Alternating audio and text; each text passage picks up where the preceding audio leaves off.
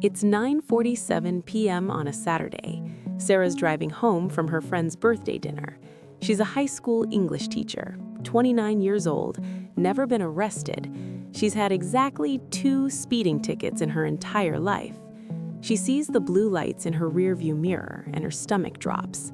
Not because she's done anything wrong, just because that's what happens to everyone when they see those lights. Your body reacts before your brain even processes what's happening. Sarah pulls over, hands at 10 and 2 on the steering wheel, interior light on, window down. She's doing everything right. The officer approaches. He's young, maybe early 30s, flashlight in hand. "Evening, ma'am. License and registration, please." Sarah's hands are already a little shaky as she reaches for her purse. This is normal. This is what fear does. Your body dumps adrenaline into your system the moment you see those lights. "Was I speeding, officer? I didn't think I was going that fast."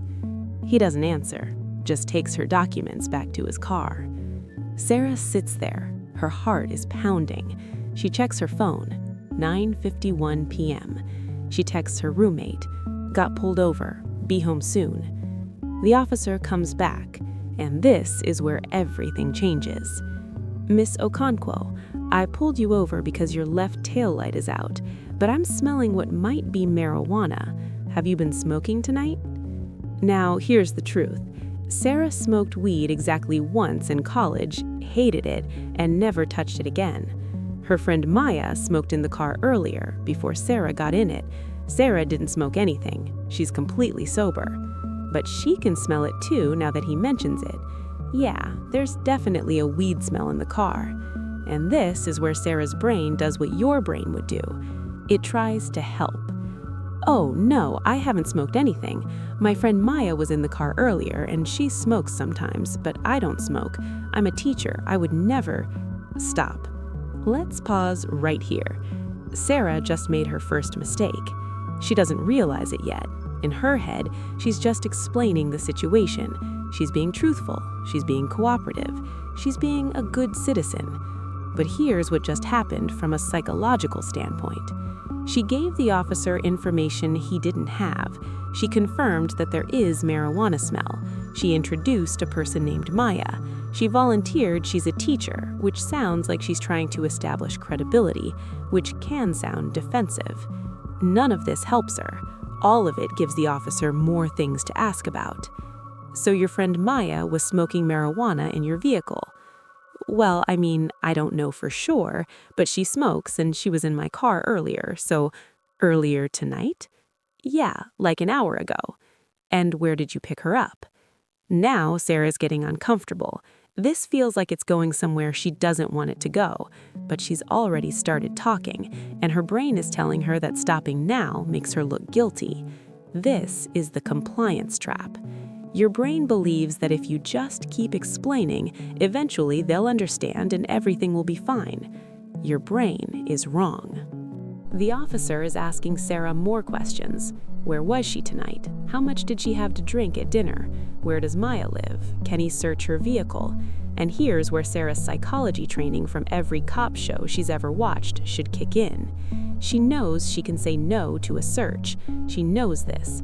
But standing there, with a flashlight in her face, with her heart racing, with this authority figure asking her direct questions, Sarah's brain is in full compliance mode. "I only had 1 glass of wine with dinner, like 3 hours ago. I'm not drunk. You can search the car if you want. I don't have anything illegal." She just consented to a search. The officer calls for backup. Another patrol car arrives. They search her vehicle. In the center console, they find a small Ziploc bag with what looks like marijuana residue, maybe half a gram worth of shake. Sarah has no idea how it got there. Maya must have left it. Or maybe it's been there for weeks and Sarah never noticed. Doesn't matter. The officer holds it up. "Ma'am, is this yours?" And Sarah's brain, her helpful, cooperative, truth-telling brain, makes everything worse. "No, I mean, I don't smoke. That must be Maya's. I didn't even know that was in there. I'm serious, I've never..." "So you're saying you knowingly allowed someone to leave marijuana in your vehicle?" "What? No, I didn't know it was there. But you just said it's Maya's." I mean, I'm guessing it's hers, but I don't know for sure. Do you see what's happening? Sarah is trying to talk herself out of this, but every word she says creates a new problem. She's contradicting herself, she's guessing, she's speculating, and all of it sounds like someone who's lying even though she's telling the truth. The officer's face changes. He's done being friendly. "Ma'am, I'm going to need you to step out of the vehicle." Sarah's eyes go wide. "Wait, what? Why?" "Based on your statements and the evidence in your vehicle, I have probable cause to believe you're in possession of marijuana." "But I told you that's not mine. You also said you allowed your friend to smoke in your vehicle and that you knew she smoked marijuana. That's possession, ma'am." Sarah gets arrested. She's handcuffed. She's put in the back of a patrol car. Her car is towed. She has to call her principal the next morning to explain why she can't come to work on Monday. The charges eventually get dropped. The prosecutor agrees it's not worth pursuing, but it costs Sarah $2,500 in legal fees. It goes on her record until it's expunged, and worst of all, she has to explain to her principal why she got arrested, all because she tried to be helpful.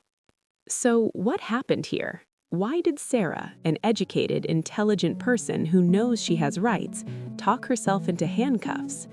The authority compliance reflex. We are hardwired to obey authority figures. It's not a character flaw, it's evolution, the explanation instinct. Humans are storytelling creatures. When something bad happens, we want to explain it. We want people to understand that we're good people, that there's a reason, that this is all a misunderstanding.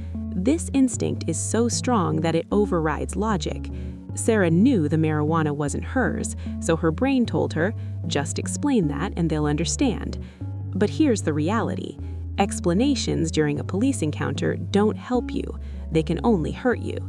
The silence equals guilt fallacy. Your brain believes that if you refuse to talk, you look guilty. This is completely backwards. Legally, your silence cannot be used against you. That's literally what the Fifth Amendment means. But psychologically, silence feels like an admission. It feels rude. It feels like you're hiding something. So people talk. The consistency trap. Once you start talking, you create a new problem. You have to be consistent. Sarah said Maya smoked in her car. Then she said she didn't know the marijuana was there. Then she said it must be Maya's. Then she said she was just guessing. None of these statements contradict each other logically, but under stress, they sound like lies. Memory under pressure is unreliable. You'll get dates wrong. You'll misremember details. You'll say things in the wrong order. And suddenly, you sound like someone who's making things up. When she gets a lawyer, that lawyer has something to work with. The only evidence is a tiny amount of residue in a car. No admission, no statements, no confession. That's a case a prosecutor probably won't even file. Here's the truth that nobody tells you. Staying silent doesn't make you look guilty to the people who matter, the judge, the prosecutor, your lawyer. It only makes you look guilty to the officer. And the officer's opinion doesn't matter. They're not deciding your case. Silence is the only thing you can do that can't be used against you. Every word you say can be twisted, misinterpreted, or misremembered. Silence can't. So, here's what you do, starting right now. Practice the sentence. I'm not answering any questions. Say it out loud, 20 times, in your car, in your bathroom, wherever. Make it automatic. Practice the breath. 4 counts in, 7 counts hold, 8 counts out. This brings your thinking brain back online. Know the script. Am I being detained? Am I free to go? I don't consent to any searches. I'm not answering any questions. I want to speak to a lawyer. That's it. Those 5 sentences handle 99% of situations. If you found this video helpful, consider liking, sharing, and subscribing. Thank you for watching.